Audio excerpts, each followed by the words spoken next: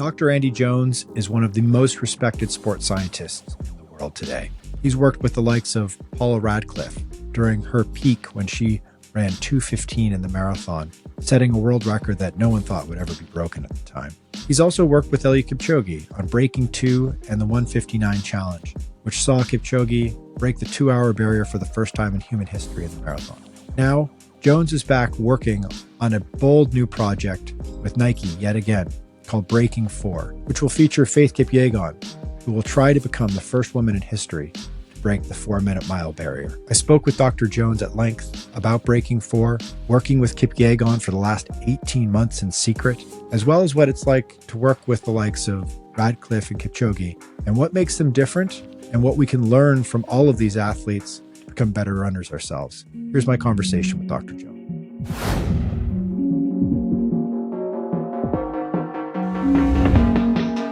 Every story has a beginning, right? And what I'm fascinated by, and I think probably many people are, is the origin story of Breaking 4 and just of this research in general, and becoming really focused on this idea that perhaps one day and one day soon, a woman could get under 4 minutes in the mile. So for you, like, when did you come on board in this project, and like how long? I know you said 18 months is what you said on Instagram the day that it was announced that Breaking 4 happened, but take us through the origin story of like when you first started to think about and talk about a woman breaking 4 minutes in the mile.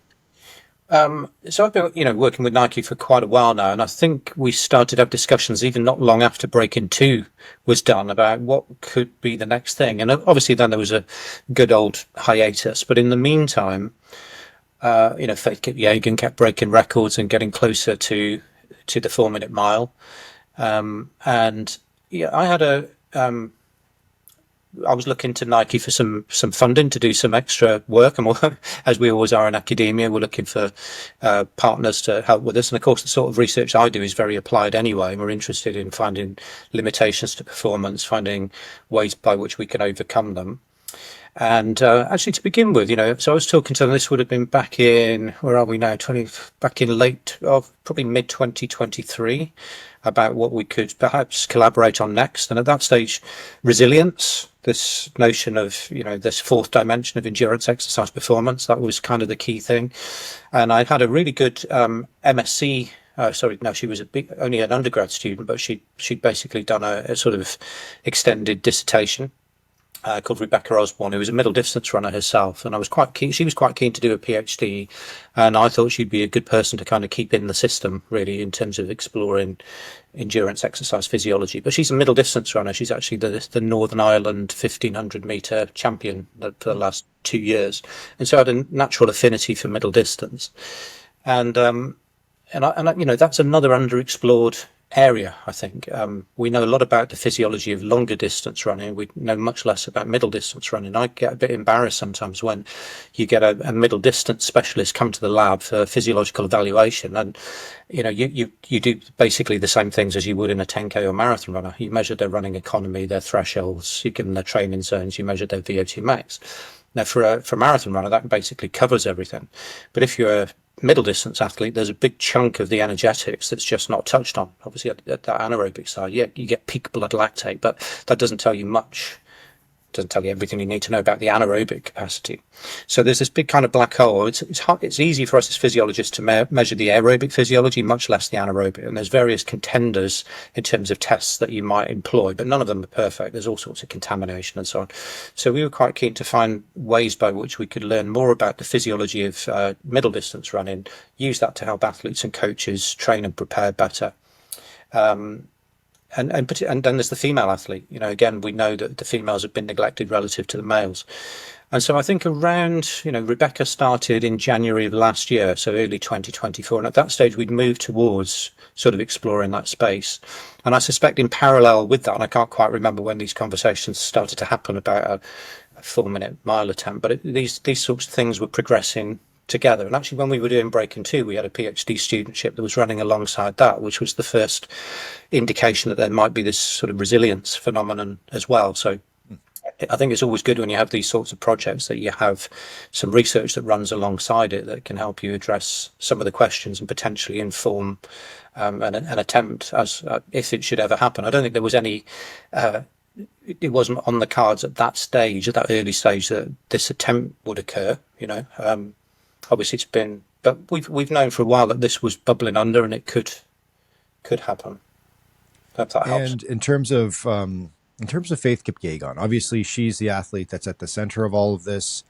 For obvious reasons, she's the fastest miler on the planet and of all time, and clearly the closest right now, sitting at 4 minutes and 7.65 seconds. When did you get involved in working with her and having her come into the lab and begin the research process? We met with her back in September or October time. So, as part of the relationship with Nike and the PhD studentship, Rebecca and I went over to visit the Nike campus, and that coincided with a visit that Faith and her team were making. So there were some physiological tests that were done around that time. And, obviously by that stage, I think conversations were starting to happen about maybe this is something that we could collectively be interested in and think about for next summer. I don't think anything had been cemented at that stage, but certainly ideas were starting to sort of form around this as a concept. Yeah, and we'll get into kind of the blueprint of that and talk about this fascinating research paper that you co-authored that coincided with the announcement of Breaking 4 in a couple seconds, because that will sort of help us walk through the various parameters that you're looking at and ways that perhaps we could get to a sub 4 minute mile. But first, let's talk a little bit about sort of where Faith Kipyegon is at now as an athlete, because obviously there's a pretty big jump that she's going to have to make. She is, I would by far the fastest miler right now, and there's probably not really much close competition. Where's she at now versus where does she need to be at? Well, as you say, she's more than 7 seconds away from it at the moment. I think the way to look at it is that I don't know if she's ever, over the last few years in particular, she's trained for 1500 meters and 5K, and so that gives you a certain blend of physiology that you're going to need to compete in both of those, and you're going to train accordingly. So I think if you took the 5,000 out of the equation and go, well, what would you do differently if you wanted to be a really fast middle distance runner? So what we don't know with Faith is how much faster she could potentially be over the mile if she focused specifically on that and even thought about, 800 meters, because again, that's something that she's not really done. So her personal best for 800 meters is presumably not as fast as it could be. Because she doesn't run it very often and she's never really specifically trained for that. And if you look at when she ran the 4:07, if you kind of analyse that race, she was on her own for quite a long period of time, so she wasn't able to benefit from any drafting, for example, and that clearly is a disadvantage for her, being so much better than every other female on the planet, as you mentioned. Whereas if you're the best male miler, you've got a lot more competition, and if you battle it out head to head, or you can have a bunch of pacemakers that take you through to even 1400 meters, you've got a pretty decent chance of running fast. So, I think she's at a disadvantage as a female, and as the best female in the world, there's a bigger gap between her and the second best person compared to on the male side. And all you take all of that together, and you would hope that she might be capable of, say, a 4:05, even without any potential other things that you might be able to do to help her. Yeah, so let's get into the nitty-gritty a little bit. Let's break down her profile, and with this paper, with this research that you're doing, and break down the physiological traits that we're looking for here. Kind of right down to the brass tacks of what it is that Kipyegon is going to need to accomplish if she wants to get under 4 minutes and a mile. And it seems like kind of wildly here for this project. That's like the word audacious is a word that gets thrown around a lot, but this is quite literally an audacious attempt by both Kipyegon and Nike, because when you start looking at it, it's like, wow, there's a real possibility for failure here, or not achieving the goal of a sub 4 minute mile. So let's walk through the physiological components here that you've identified in this paper in order to kind of piece together the sub-4-minute miler. Well, first of all, I agree that it's audacious. It's but then they said that about breaking 2 as well in the 2-hour marathon, and we're kind of there. So that was expedited. But I do agree that this is even more audacious. So actually in percentage terms, it's a bigger ask, and it's no gimme. I think if it were easy, people would be closer already. It might even have been done. So it's a big step into the unknown, really. So it's quite, as you say, brave would be another adjective, wouldn't it? So yeah, it's by no means guaranteed for sure. I think the odds are against it actually happening, but let's see how close we can get and see if there is a chance of it happening. Then let's give every opportunity to do so. Well, in terms of breaking down the physiology of middle distance running, it's still predominantly an aerobic event. When you're running for 4 minutes, you are relying predominantly upon what we call oxidative energy transfer. It's around, it depends on the physiological characteristics of the individual, but let's say it's going to be around 80% aerobic, 20% anaerobic. Okay. The more aerobic you are as a human, the higher the fraction of the total energy expenditure in that 4 minutes will come from the aerobic system. So in our paper, we kind of explore the different, the range of percentage aerobic, percentage anaerobic, and it kind of depends upon your aerobic versus your anaerobic capability, essentially. But let's say it's going to be 80 to 85% even aerobic, then obviously, therefore, you're going to need a very high VO2 max. You start to get into these same parameters as that are important for longer distance events as well. Remember as well that 4 minutes is, some people don't like the term, but it's supramaximal. So the energy requirement is higher than your VO2 max. So I think we calculated that the average VO2 that you would, it makes several assumptions, including efficiency, what your running economy might be, what the oxygen cost per kilogram of body mass per kilometer of distance run or per meter of distance run. It makes that assumption for when you're running at that very high speed. But with that assumption, running for 4 minutes would require an average VO2, I think it was 83 mils per kilogram per minute.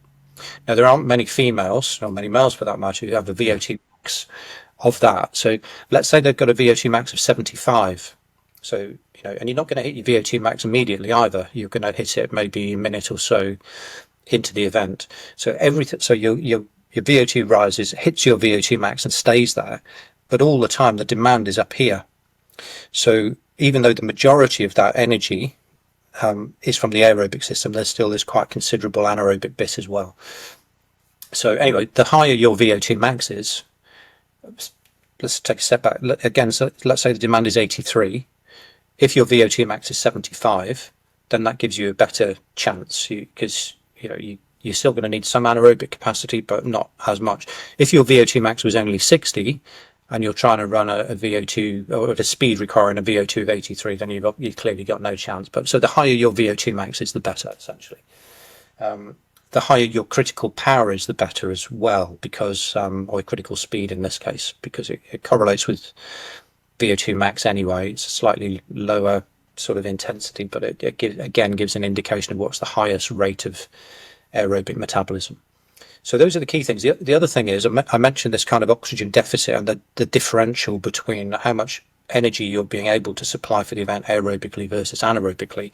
And I mentioned that you get to your VO2 max not instantaneously, but sometime after the start of the race. The quicker you can get to your VO2 max, the less you'll have to rely upon that anaerobic energy system, which is finite early on, and the more you'll have left later on. And so having fast VO2 kinetics is really important as well.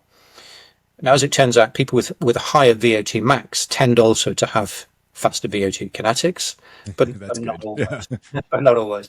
So, so the faster you can turn on that aerobic machinery and get to your VO2 max, the better it will be, because the higher the aerobic energy you can put into that event.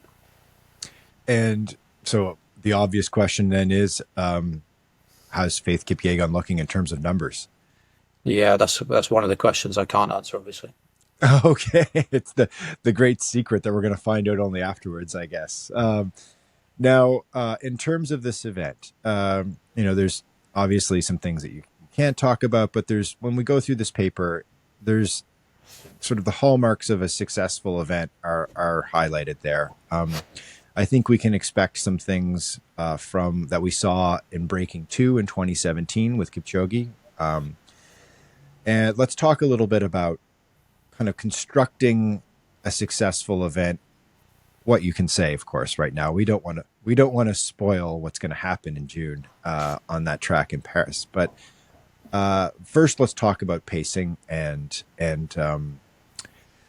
drafting as well, which is obviously something that's been underexploited on the track. And I'm fascinated to hear what your perspective is on what we potentially could see on the track with pacing and drafting. Yeah, so there's some things that I don't know. There are some things that even if I did know, I wouldn't be able to tell you. Mm-hmm.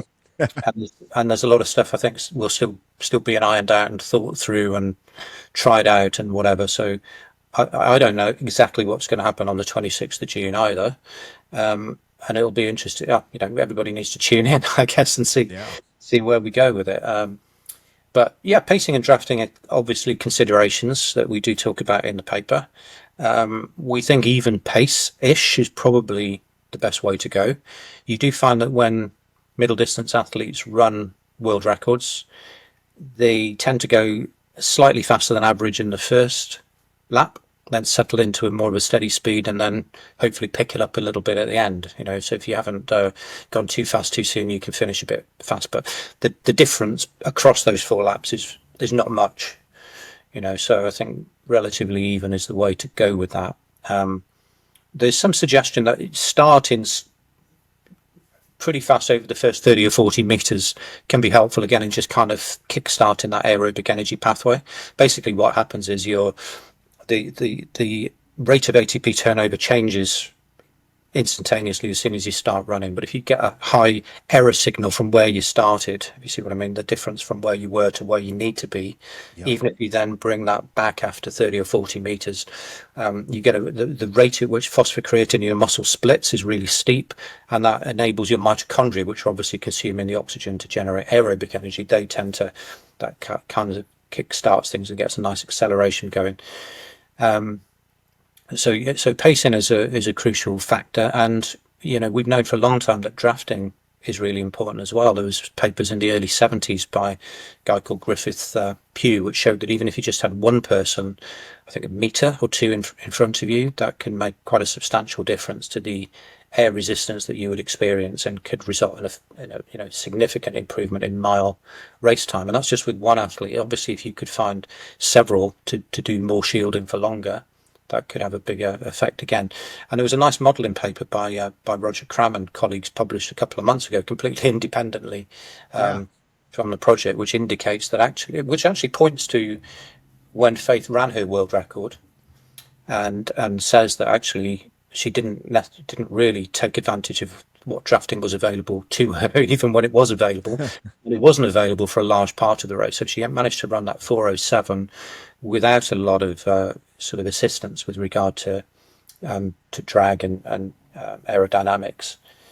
And actually, they with various assumptions and lots of quite clever modelling, they suggest that she's capable of breaking 4 minutes just on the basis of appropriate drafting. So that clearly will be something that's going to be carefully considered by the team, I guess.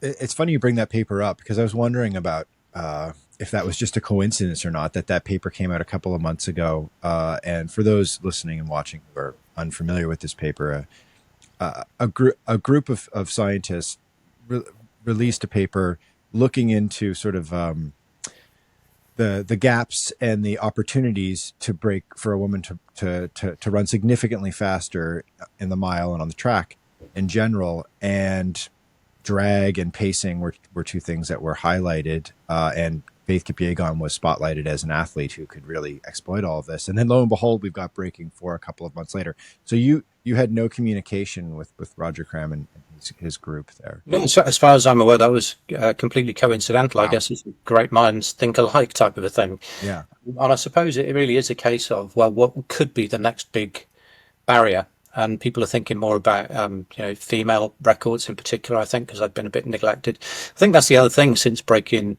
I've been giving talks on breaking two for quite a while. And one of the questions I often get is, well, what about the females? And I mean, sadly, there was no, we like round numbers, don't we? Whether it's 4 minutes for a mile or 2 hours for a marathon. And it's just unfortunate that the men have been closer to those key landmarks than the women have been. And when you think about it in round number terms, when Faith's run 4:07 now, it starts to get you into that realm where you start to sort of consider whether this could be doable or not. So I'm sure, Roger Cram and colleagues and ourselves and others have probably been starting to speculate about this over the last few years, because it's the lowest hanging fruit, even if it's not immediately pluckable. It's the one where I think people can start to speculate, like we did with breaking two, and think about, well, who might it be, when might it be, what would need to be in place to give it the best chance.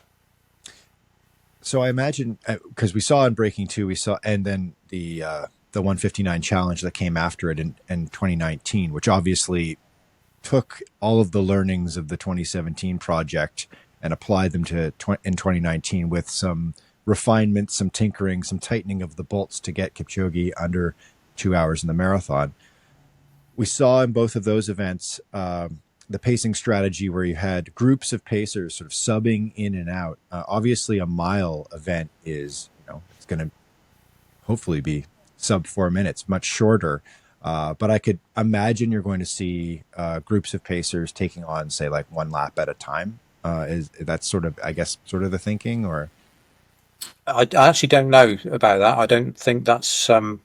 There's been a lot of thought about.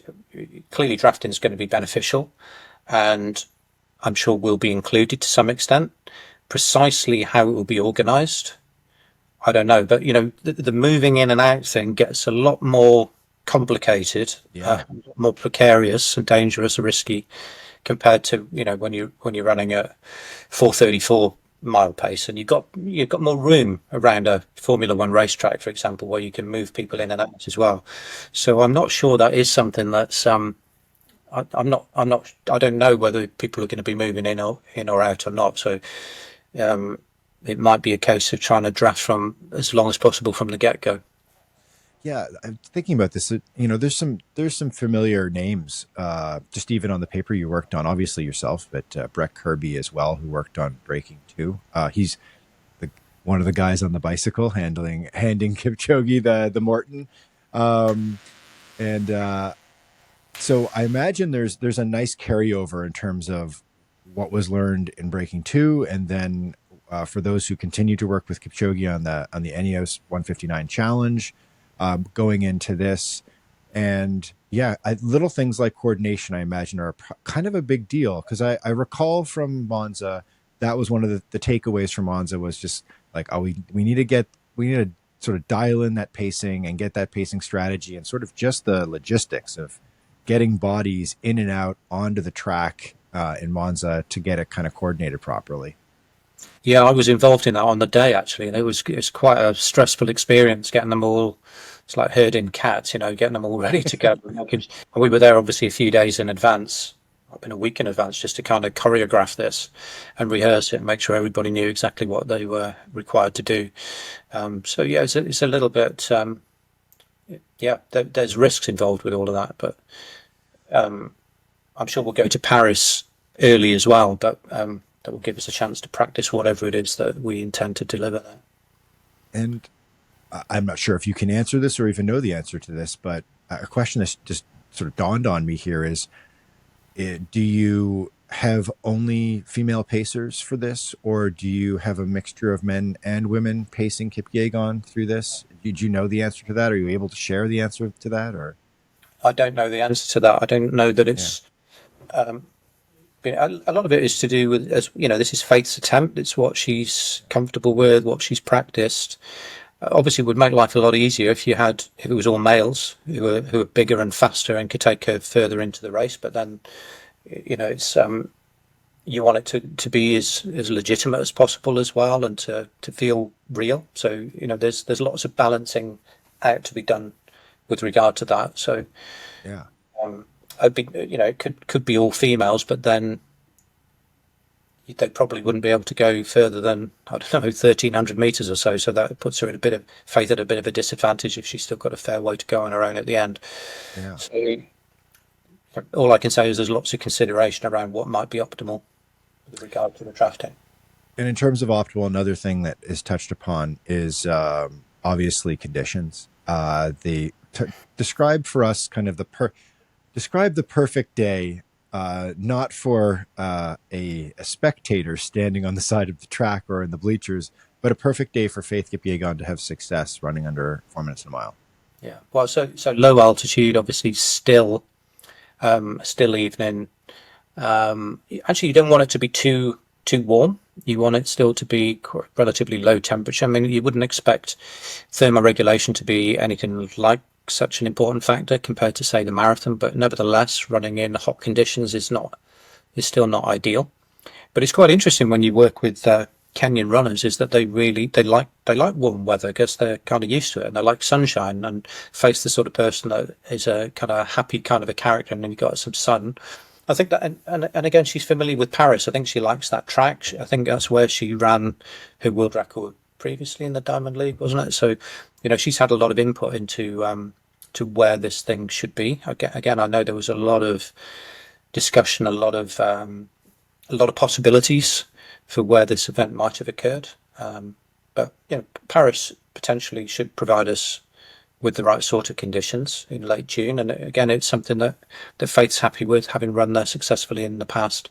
So it's that. So yeah, you don't want it to be too hot a day. I don't know exactly what time this event is going to happen, but you want to make sure that it's not, in the blazing sun at sort of mid-afternoon sort of thing. So that's kind of it, really. But it's not overcomplicated.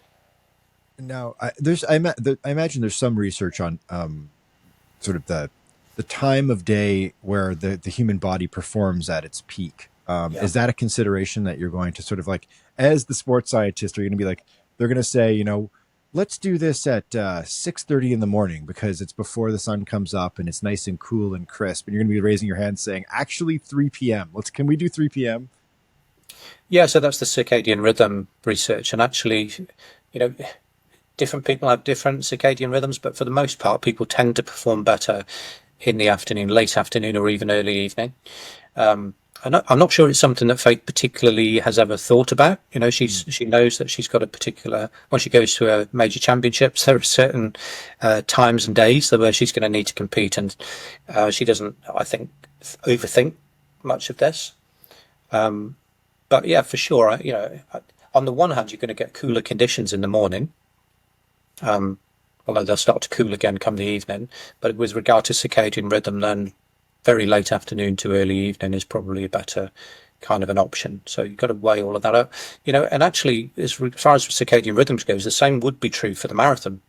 And arguably, events like Breaking 2 would be better in the evening. Any marathon would be better in the evening than in the morning, particularly because if you think about temperature gradients from body to environment, it's like I was, as you know, in Boston a couple of weeks ago, and it got warm, didn't it? It actually, the race starts relatively late anyway, but by sort of 11:30, 12, it was getting fairly warm. And as you're getting hotter, the last thing you need is for the environment to be getting warmer too. Yeah. Whereas if you were to run in the late evening, where things are getting cooler as you're going warmer, you're better able to offload that heat load. So evenings are often better. I think marathons are only run in the morning for convenience and history, I think. And I'm sure this was discussed with Eliud and others. Actually, wouldn't he be better off doing this in the evening? But he's so familiar with running marathons in the morning that became not an option. Now, I imagine when we see Kipyegon about to take onto the track in June, she'll probably be doing things like wearing a cooling vest in advance to bring her core temperature down and that sort of thing.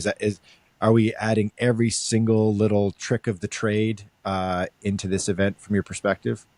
Yeah, as I say, I don't think thermoregulation is going to be a big problem here. So I don't think she probably needs to be pre-cooled. I think we want to sort of interfere as little as possible in this. She knows, she and her team know very much what they're doing there. I think there are conversations that have been had and will be had about what she might do.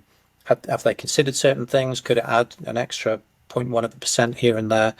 And warm up is certainly one element of that, I would say, because if, again, as part of the paper that we've just got published, we talk about something called priming exercise or excellent. I wanted to get to that. Yeah. Because priming sounds like something that that maybe certain athletes do, whether they know it or not, just sort of part of their strategy of their toolkit of what they've adopted as legal performance enhancers. But take us through what you would recommend an athlete in this situation do to prime themselves so that they can get onto the track and get up to that ability level, that speed level, where you're physiologically kind of humming along in order to have your best mile race. Yeah. So obviously what you want to do is when that gun fires and you accelerate from a standing start to 4-minute mile pace, in this case, at super maximal intensity, probably equivalent to 110% of your VO2 max, you want to be able to lock into that speed and feel as comfortable as you can, as quickly as you can. So the way that you prepare yourself physically for when that gun fires is obviously really important. So what you do in warm-up, people adopt their own warm-ups, don't they? And they kind of stick with it through thick and thin, irrespective of the environmental conditions. It just becomes more of a psychological preparation as much as anything else, just totally. And what the majority of athletes will typically do is they'll start with some jogging. It might be 20 minutes or so, 15 to 20. Some people do a bit longer. Don't think you really need to. Then they might do some stretching, some limbering up. And then they'll occasionally do a few striders. If you're going to, maybe not for the marathon, but for any sort of track event or short road event, you'll see them do maybe 4 times 80 meters strides with jog back recovery. And that's all very well. And then the gun fires and off they go. We've done quite a lot of research on this topic of VO2 kinetics over many years.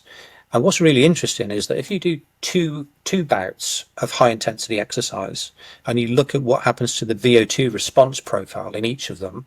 So in the first one, obviously I've mentioned this VO2 kinetics thing. The kinetics rise at a certain rate to achieve a steady state, or to, if it's a super maximal intensity, they'll reach VO2 max. But if you give them a certain amount of recovery and then you ask them to repeat exactly that same thing, what we find is that the VO2 kinetics are faster. VO2 rises towards where it wants to go more rapidly. And that's exactly what you want to happen in a mile race, actually. And if you imagine, I always give this as an example, anybody that does interval training sessions, I think, will recognize this. Let's say you're doing 10 times 400 meters. Theoretically, the second rep should feel harder than the first one because you're already sort of pre-fatigued, having done a 400 meter effort, okay? But actually, that second one feels a lot easier than the first one. Yeah. You kind of got a bit of a second wind. You kind of lock into that. That first one is like, cracky, wasn't really prepared for that. But second, the third, then you start to accumulate some fatigue. And the idea with priming before a race is to give you that same advantage. So it's like you're starting your second 400 rather than your first one. And so what we advise athletes to do, and there's all sorts of different permutations of this in terms of the priming bout itself, the intensity of that priming bout, the duration of it, and then how much recovery you provide after that's finished to when the actual race starts. But essentially what you need to do is something that's quite similar to race pace. It might be something like, 150 to 200 meters at around 4-minute mile pace, but maybe 15, 20, 25 minutes before the race starts. So your system has kind of got used to has been given a kind of a little primer as to what it's expected to do soon, but without doing it for so long that it causes undue fatigue, and ensuring that there's a sufficient period of recovery so that any fatigue that was accrued during that priming bout is more than dissipated. And so what you don't want to be doing is actually starting a mile race while you're trying to run your personal best with a blood lactate of 1.0 millimolar, exactly the same as the rest. You want it to be slightly elevated not crazy elevated, but maybe 2 to 3. Those are the studies that we've done in the past, and that means that you're more primed. Essentially, what's happened is that the blood vessels, your heart rate's slightly elevated, your blood vessels have been dilated because you've caused some metabolic disturbance, so you get some vasodilation, so flow to your muscles is already again primed. But the mitochondria, the enzymes within your mitochondria that are going to have to process that oxygen, they've been given a bit of a warm up as well. They know the rate at which they're going to have to work when that gun fires. And so, I think there is, for any middle distance runner, there's some potential gain to be had in optimizing that warm up and including a priming back. Don't do 4 times 80 meters. I mean, do those as well if you like, but do something that's a bit longer and a bit faster, and experiment with that. Of course, you've got the cool room issue, which can interfere with exactly when you might be able to do something that's optimal for you. Right. Actually, given that should happen, I think, on the 26th of June in Paris, cool room won't really be a thing. So, No. and therefore, do what she likes. That's going to be optimal for running that 4 minutes. I think everyone following along here is probably taking a sigh of relief that they weren't wasting their time doing a warm up for all of these years, but B, kind of like cursing you right now, because what you're saying is probably you should be doing an even more intense warm up than most people do. Yeah. Yeah, yeah, probably. I mean, not for the marathon or anything, because VO2 kinetics over that first minute or so is not going to be important when you're running 2-3 hours. But if you're only running for 4 minutes, then the rate at which your VO2 increases after the gun fires in that first minute of a 4-minute effort is really important. If you can find some way to accelerate that response, and the best way to do that, we think, is through getting this portion of your warm up right, then that's likely to be a benefit for sure. Now, what about sort of pre-race? We're hearing a lot about bicarb. It's kind of the buzzy concept right now, and you've obviously done a lot of the pioneering research in using nitrate. For those who are not familiar with the details of it, beetroot juice, consuming beetroot in order to, or something that has a plentiful amount of nitrate in it, in order to get a performance boost. Are these strategies going to be adopted by Kipyegon, or have they at least been suggested by you? Is this something that you're going to approach? So the NN running team have their own kind of in-house nutrition anyway, and so we don't really have much to say or do with that. I'm very confident that she's doing everything that you might expect her to be. Precisely what she takes and when, I don't know actually. But you're right; those things that you've listed there potentially are of benefit, and probably the one that's most obvious would be the bicarb here. It's, as you say, a little bit. It's all the rage at the moment for longer events as well, and that's kind of. I think that's still a little controversial. I can see some reason why it might work in some situations, but typically it's only been expected to be ergogenic where you got a high lactic acidosis. Where you got a high rate of anaerobic glycolysis, which immediately produces lactic acid, splits into hydrogen ions and lactate. The lactate is innocuous.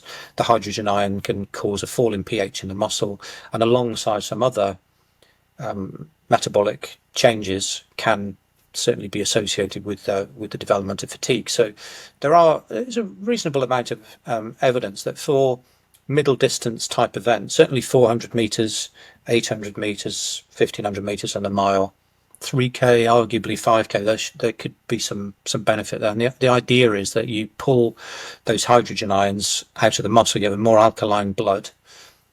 The hydrogen ions come in, you buffer that, you convert that into carbon dioxide, and you can excrete that much more easily. But by removing some of the hydrogen ions from the muscle, then the muscle should be able to continue to contract at an appropriate rate before they start that starts to become retarded by those metabolic factors. So bicarb is something that you would imagine, and I know most long sprinters and middle distance athletes do use.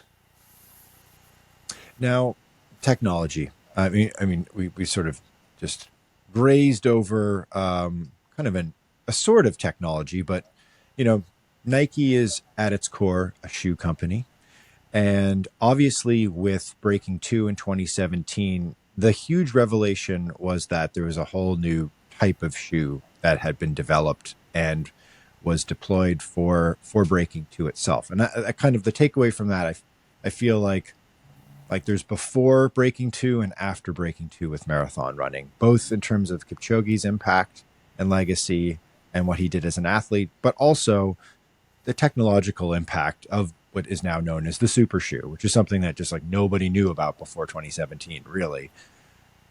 I feel like with Nike and with Breaking 4, there's there's a kind of the opposite. There's this anticipation now that we're going to see something wholly new from Nike, and that we're going to see some sort of a technological breakthrough here. Now, obviously, there's things that you can talk about, things you can't talk about, and things you perhaps don't know. But in terms of technological additions underfoot, or just the gear that Kipyegon will wear, what are some type of things that, as a sports scientist, you're looking at where we could see some milliseconds shaved off, even some seconds, with the technological innovations? Yeah, again, I can't speak specifically about Breaking 4, but shoes are going to be important. But whether I don't think you'll see the same sort of revolution as that we saw before Breaking 2. There could well be some what's the word? The evolution of that sort of thing.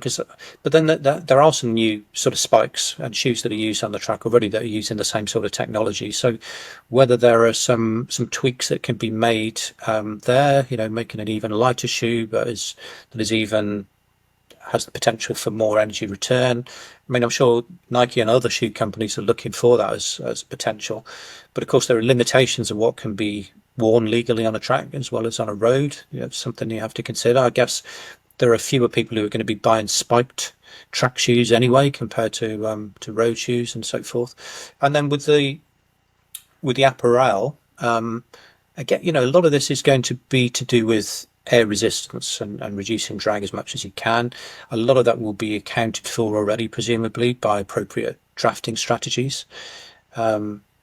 And whenever it comes to apparel, you've got to just make sure that there's this. You still do have a thermoregulation issue to contend with. You don't want to necessarily be in a one-piece aerodynamic suit if you end up being hypothermic and not being able to evaporate sweat and lose heat to the environment. So even if that were better aerodynamically, you've got to think about the thermal aspects of running at high intensities, even for short durations.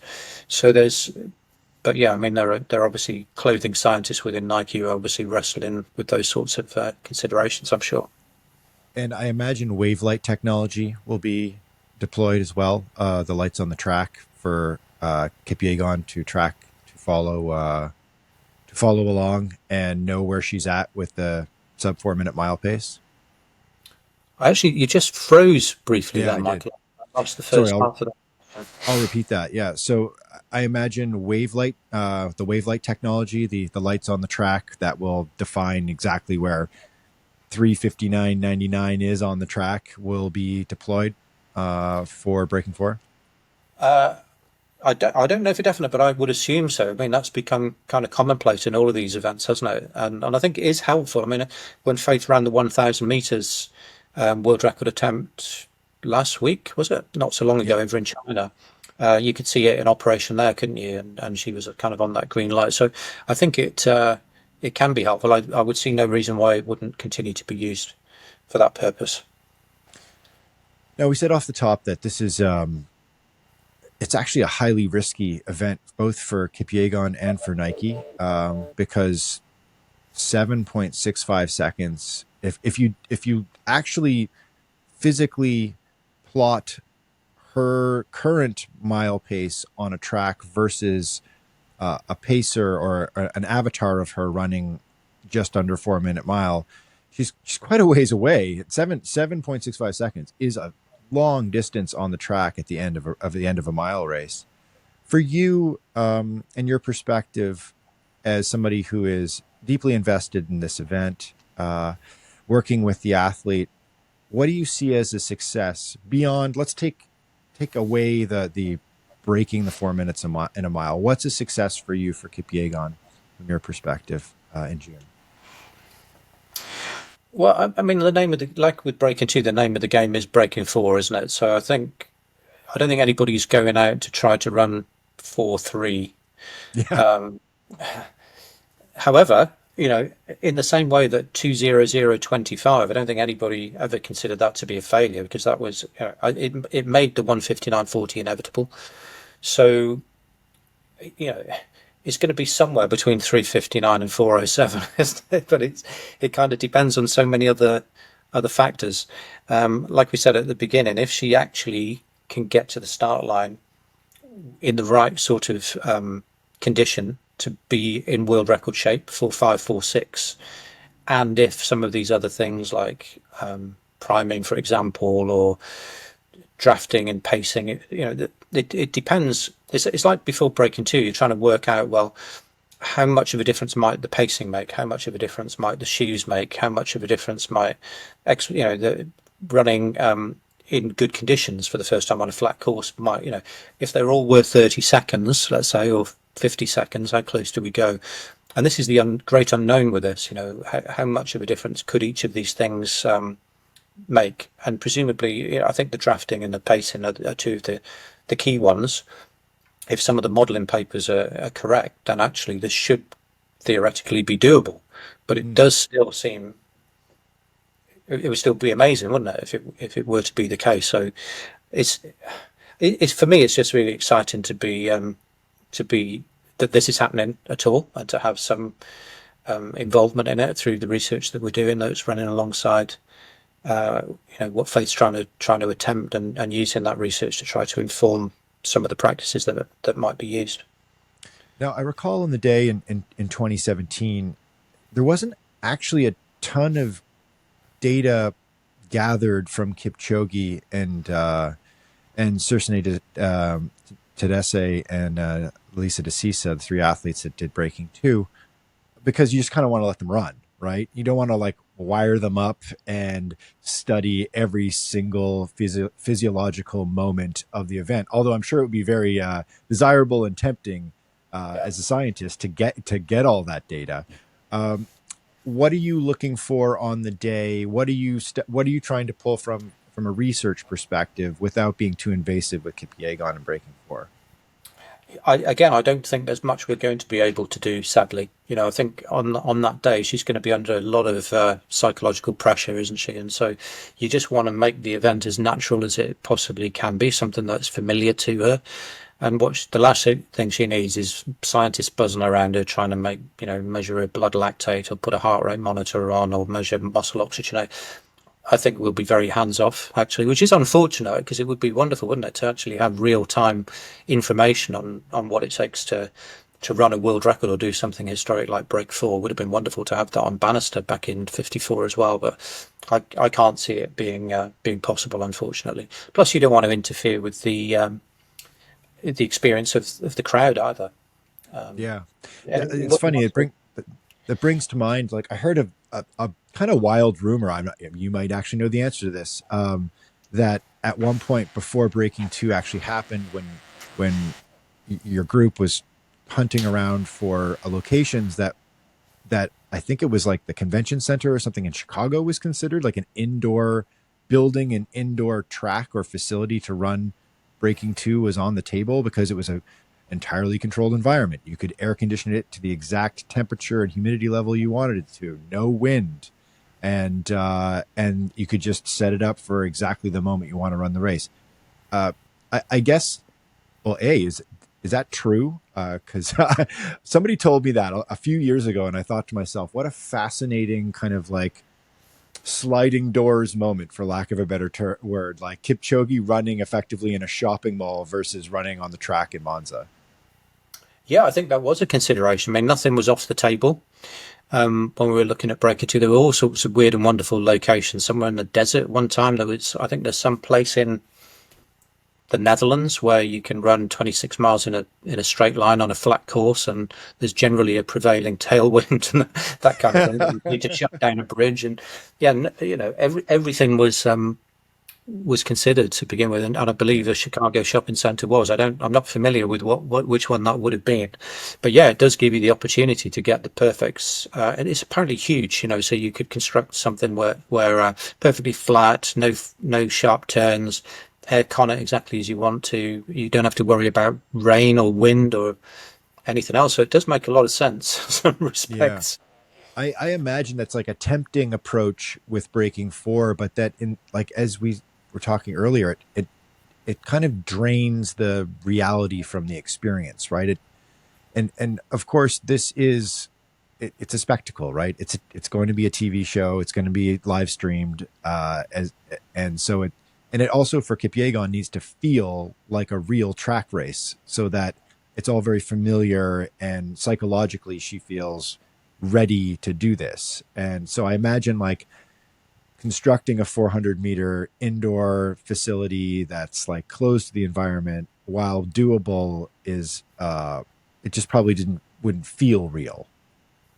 Yeah, I think so. I don't think there was as much, wild speculation as to where this could occur. I think any discussion was more about which is the best track in the world, which has got the most modern track where fast times are run, that's easily accessible, that can be easily viewed, that Faith herself likes and is comfortable with. So yeah, I don't think there were such weird and wonderful suggestions this time around. And you're right, getting that balance between giving this the best possible chance while also it being as real as possible, so that people are feeling properly invested in it. It's not like a gimmicky thing. Yeah, that's really important as well. That's important for Faith as much as for everybody else. And clearly she's going to have to run 1,609 meters. That's the bottom line. All right, so last question for you on breaking four. What's you've got a privileged position here because you've been doing the research. What's your prediction? What's going to happen? What do you think is going to happen on that track on that day? I don't know if I want to be drawn on that. I really don't know. Obviously, we hope we'll see at least a new world record. That would be the kind of, I guess, the least you would hope for, isn't it? And everybody's going for 359.9. Let's get.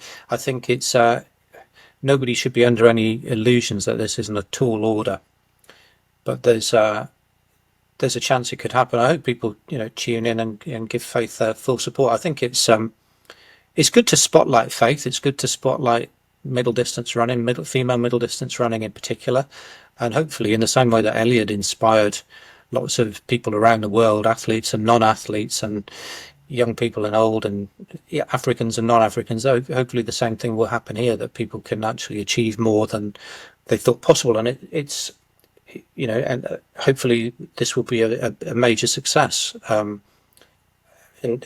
depending on how you define that, actually just going for it and having the bravery to sort of put yourself on the line like this, I think there's a lot to be said for that. As you say, it's a big risk for everybody involved, but I don't think people should be criticised for so trying. So yeah, so it's a bit of a vague answer, isn't it?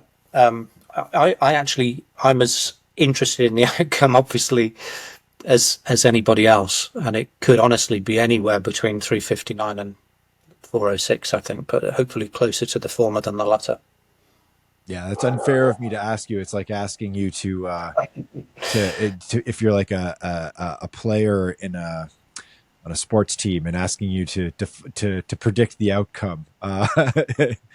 Now, while I got you here, can we briefly talk about your research into resilience? You and I spoke about this in Boston a couple of weeks ago.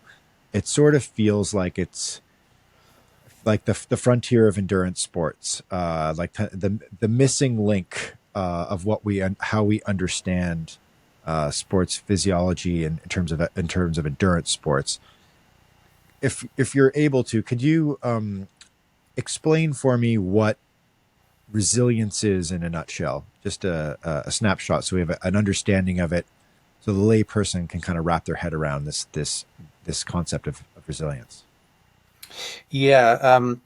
So in a nutshell, I think previously there's been this sort of notion that the fitness that you have on the start line and the physiological variables that constitute that fitness, these big three Joyner model variables, VO2 max, running economy, and lactate threshold, let's kind of simplify it and just call it that, that those three things, if you know what those numbers are of everybody on the start line, you'd be able to predict what their performance was or will be. And actually, it works surprisingly well, actually, just knowing those numbers on the start line. So being in good condition when you commence is important. But we also know that you can have examples where you have two athletes who have essentially the same numbers or a combination of those same numbers that should predict the same performance, and yet one person can clearly outperform another. And what we now understand is that, let's say it's a marathon, it's good to kind of visualize it here. If I measured all those things let's say you're running economy in the first mile, that might be one thing. If I measured your running economy at 22 miles after you've done Heartbreak Hill in Boston, it's going to be a lot worse than it was. And but what's quite interesting is that people's running economy deteriorates at different rates. And the same is true for their VO2 max and their lactate threshold as well. So it's really the extent to which those key physiological variables that we know predict performance deteriorate during fatiguing long distance exercise. And so in a sense, it's a measure of fatigue resistance, I suppose. It's and if you watch a perfect example of this is Kipchoge in the 159 challenge, where if you look at him in the last couple of 100 meters, it looks as fresh as a daisy. His biomechanics look better than they did in the first mile.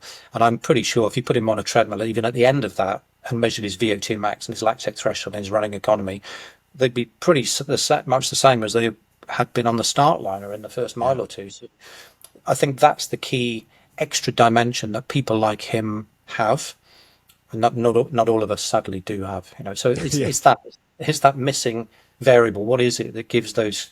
Because when when we measured Kipchoge, Kipchoge was obviously well good enough to be selected, and when we tested his physiology, he wasn't in his best condition anyway. And I think actually he's probably got better start line variables than everybody else when he was in his peak condition a few years ago.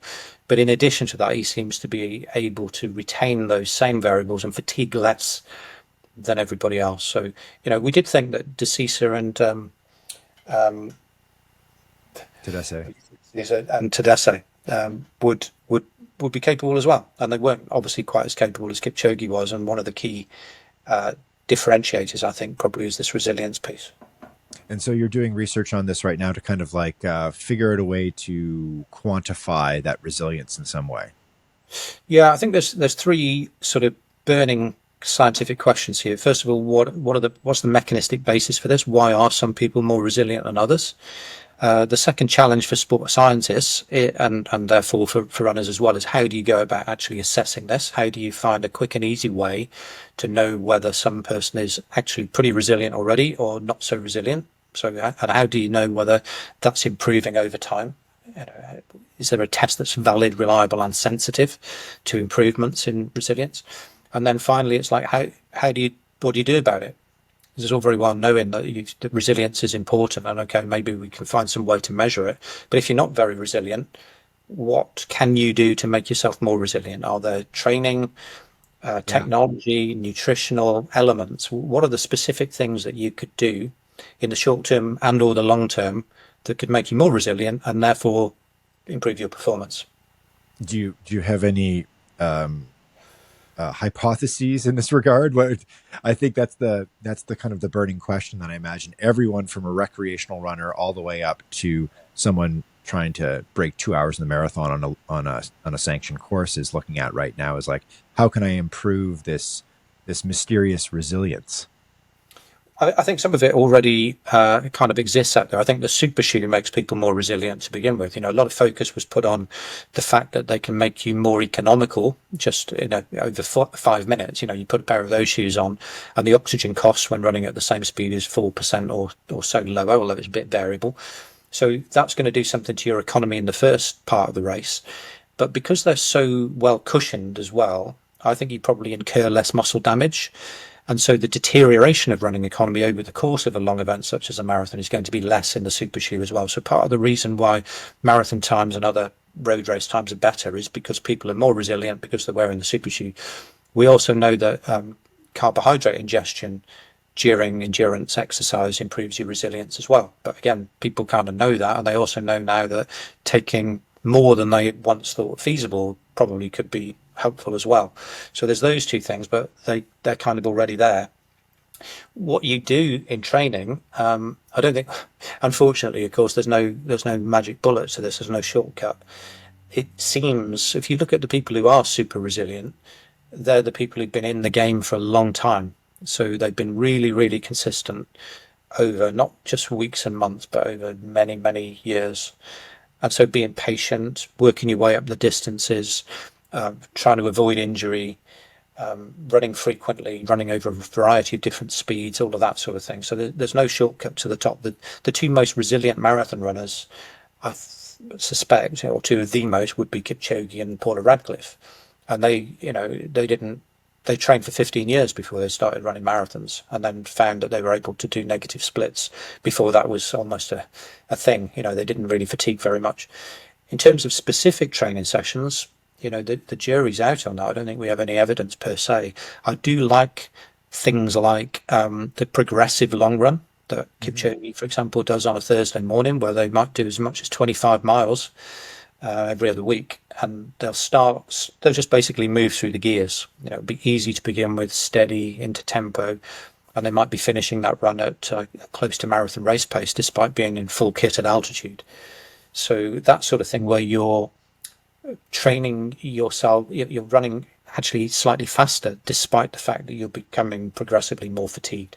I think possibly things like fasted training as well, which again they do a lot of in East Africa, because they want to train early in the morning before it gets too hot. Probably start, go out the door 5:30. There's not really any time to have breakfast, so they do the first session of the day without having had any breakfast. They'll have that after, and so forcing the muscle. It's basically training the muscle to survive and use what fuel is available in that kind of slightly carbohydrate restricted condition. Doesn't mean that carbohydrate isn't really important when it comes to race day, but training yourself in a situation where it's less accessible is probably beneficial. On that, Paul, do you have a couple more minutes? I don't mean to I'm like occupying your entire afternoon here, but Paula Radcliffe, you worked with Paula Radcliffe during her really pioneering days as a marathoner and running a world record in 2003 that I think most of us didn't think would ever be broken, but here we are many years later. What is it that you learned from Paula Radcliffe that maybe perhaps isn't even being fully leveraged today in the marathon game that you think helped her become such a better athlete than her peers at that time? Well, it's interesting. I think what she really did was she was really into steady running and tempo running, and that's something that Derek Clayton did in the past as well, and Steve Jones did. So I used to run a bit with Steve Jones. Apparently, he was on a podcast recently, and one of the quotes I saw from it was, these days, people do a tempo run once a week. I think all my runs were tempo runs. And that's, Paula and Steve would be running they'd go out and run, a steady, what we called a steady run, at close to marathon race pace. They'd be training at very close to marathon race pace most days of the week. And Clayton did the same thing as well. And I think we've got to, this idea of steady running has somehow gone out of fashion. People call it, I don't hear the word steady used so often. They talk about easy running. And so I do suspect that people are often, I could get myself into kind of trouble here as well by saying you should train too fast too often. I'm not saying that. I think this is a safe space. You can say that. But maybe it's like with a generation of, there's been so much focus obviously on East African runners, Kenyan runners in particular, and their approach. And I think something that was quite novel maybe 15 years ago when we started to learn more and more about how these top level athletes train in the Rift Valley is, the easy days very easy and the hard days hard. And there's the whole, the Kenyan shuffle. And hey, these men and women that are running world record paces in the marathon, they run their easy days at 8-minute mile pace, just like a very kind of an average recreational runner might run. And it's a very alluring and intoxicating concept, right? And very relatable too. But perhaps there's sort of lost in time here is that people like Radcliffe, Steve Jones, and then go way back to the 1960s with Derek Clayton. These runners were running a lot of their easy runs were like just a couple seconds slower than their goal marathon pace, is what you're saying. Yeah, basically. So, and I think actually you can, as long as you're not above your threshold, you can often run at easy is not the same as slow necessarily. I think people are taking some liberties with what is meant by easy, and they're jogging along a 9-10 minute mile pace, and it's still going to be better than nothing and good for your health and all of that. But actually, by going a minute or two quicker and closer to the marathon race pace, you'll probably get more benefit from that, I think. So I think we've gone a little bit too, but I still agree. You've got to have hard days and easy days. I mean, what Paula used to do was train as many days in a row as she could like that, but then realize she couldn't train at all. Then she'd have a rest day.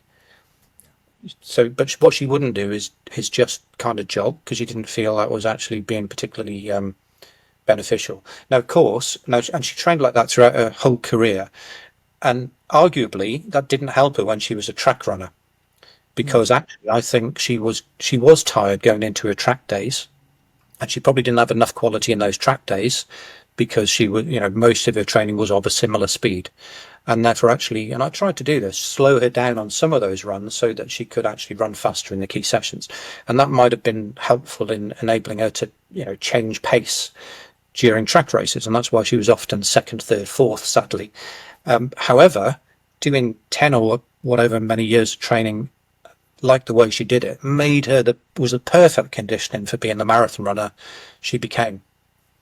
So that sort of thing is better. It's not, that sort of thing that I've described is not for everybody, for sure. And I guess what I'm saying is there's lots of different ways to get to the same eventual outcome, and you've got to choose what works well for you.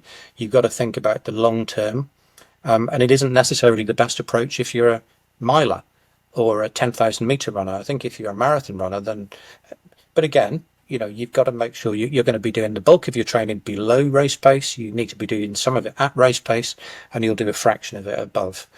What I'm saying, I think, is that the stuff that you do below doesn't need to be ridiculously far removed from the speeds that you're going to have to contend with on race day. Let's make things kind of a bit more specific.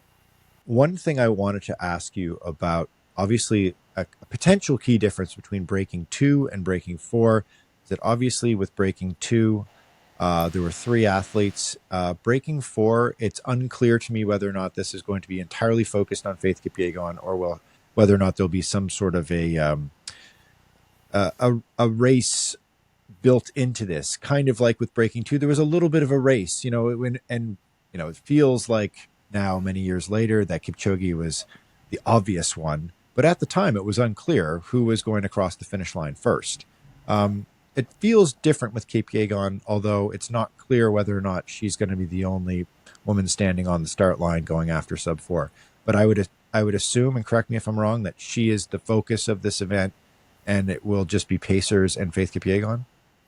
Yeah, I don't think there's a race as such. As we kind of said at the beginning, there aren't really anybody at the moment to contend with her. I do think there are some athletes that have the potential in the future to do this, and I think when you look at what's required for breaking 4 minutes, ideally you need to be running 152 or 154 for 800 meters. It makes it a lot easier if you're coming from that end. You just add some endurance to your basic speed.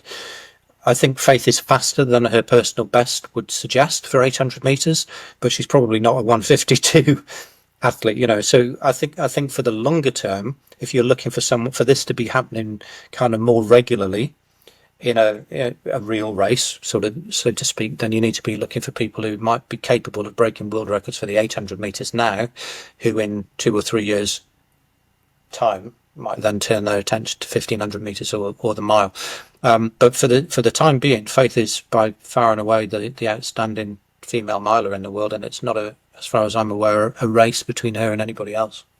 No, because I'm looking at number 2 all time. You've got Sifan Hassan, and I kind of feel like her days of focusing entirely on a mile are probably over, because she just ran the London Marathon and seems pretty focused on running the marathon now. So she probably won't be joining Faith Kipyegon in Paris, or at least if she is, she'll be joining more as a fan than as somebody who's going to try to push her for under 4 minutes in the mile, I imagine. Now, although I do recall, I mean, one of the neat things about Breaking 2 and the 159 challenge is the roster of pacers. And you've got this sort of, like, you look back, like someone like Jakob Ingebrigtsen, who was a pacer for, I believe, the 159 challenge.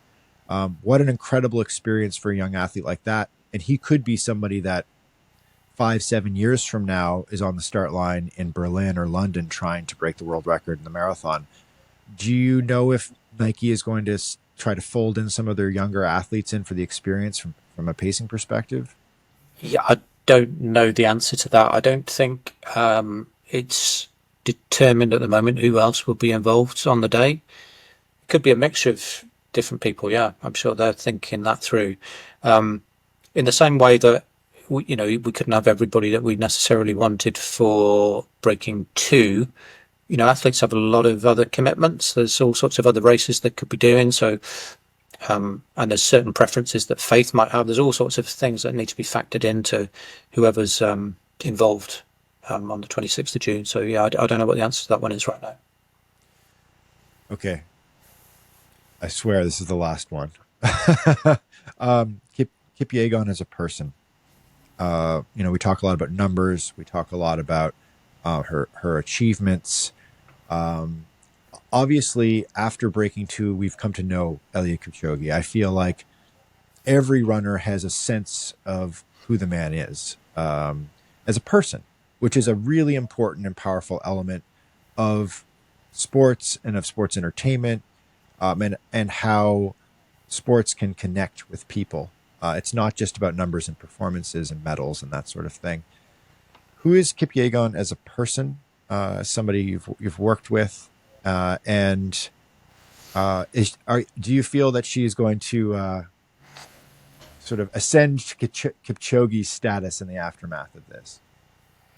Well, I guess that would be partly the hope, but I mean, I think Eliud's irreplaceable, isn't he? I think he's going to be around a while longer as well as an ambassador for running just generally. Everybody connects with Eliud. Faith is a similar sort of character, actually. Very, very humble, very, very nice, very unassuming, and is inspirational, I think, in her own way as well as a mother. As she's done all this on top of parenting and so on. Eliud's in her corner, of course. I think he's sort of one of her mentors, along with Patrick Sang, is obviously the same camp. And I mean, hopefully she'll have the same influence on the same set of people or a different set of people as Eliud did with Breaking 2. I think that's the idea, that she becomes the sort of figurehead for the female running community. That this is, I'm putting myself out there. I'm trying to achieve something almost unbelievably difficult, and you guys can do the same.